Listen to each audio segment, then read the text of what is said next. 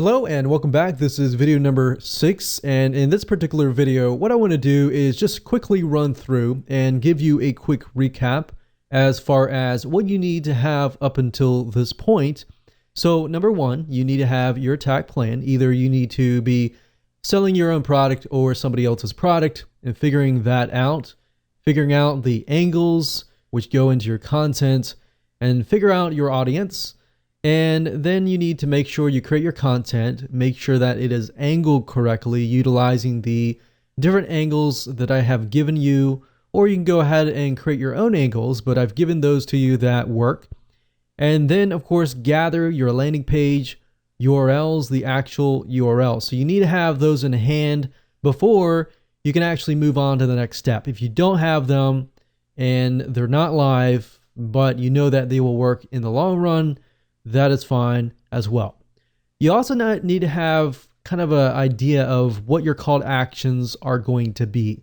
And what we mean by call to actions is getting people to take action. The hyperlinks, the telling people exactly what they need to do, and how are you going to get people to take action. That's basically the call to actions. They can be images, they can be the arrows that I showed you in the previous video, and more on that. So those are definite things that you need to have in order to move forward. Now, the next two videos, part number 1 and part number 2, are going to help you convert the files to PDF format and ensure that all your hyperlinks work. Because one thing to note is that if you utilize free PDF conversion tools, they don't always convert, whereas to the point that your hyperlinks work. So you have to be able to do part 1 or part 2 in order to get your hyperlinks to work. So part number 1, basically at this point, you need to have a complete, finalized Microsoft Word document containing your textual document content.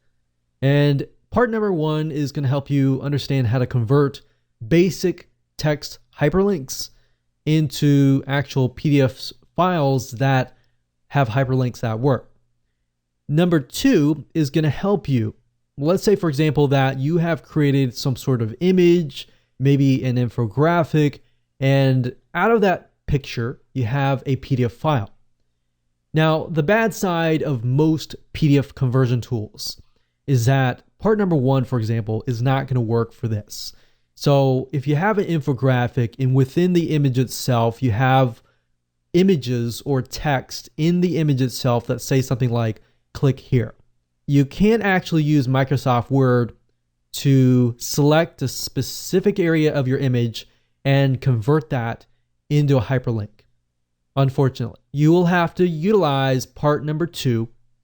And if you go for part number 2, you can essentially achieve part number 1. Part number 1 is basically an option if you don't really want to achieve part number 2.